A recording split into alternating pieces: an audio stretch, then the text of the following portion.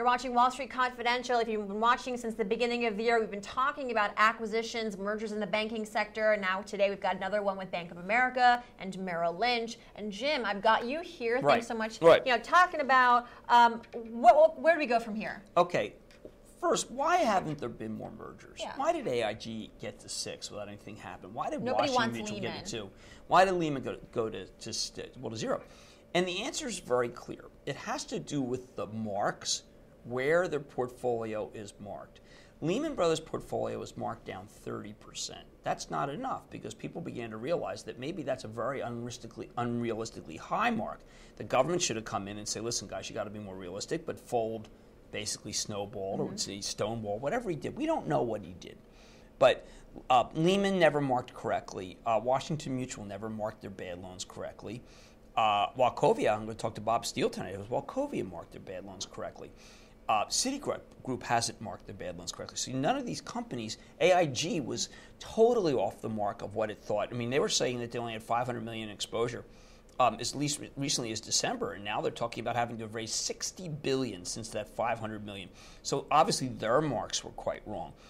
Why did Merrill get a bid? Because that deal where they sold the bad loans to Lone Star left them with a very big group of brokers, and everyone respects the financial consultants, and it left them, and has a big deposit base, and it left them with this BlackRock stake. So Merrill had been marked down enough that Ken Lewis could, at the spur of the moment, trust their book value. Mm-hmm. Everybody else's book value was so wildly overstated. We hadn't seen that since 1990 when you would own, you would look at Glendale Fed and it would be a $45 book and it was worthless. So it has to do with the marks. And you say, well, okay, well, why are the marks allowed to be so high? Well, because the SEC decided to look the other way. The marks are an issue of regulation. The Fed should have asked this too. But remember, all of these institutions don't think it's their job. No one thought it was their job. Treasury didn't think it was their job. Fed didn't think it was job, and this guy, Tim Gaither, didn't think it was his job. SEC didn't think it was their job. So that's why we have no consolidation, because the books were not accurate.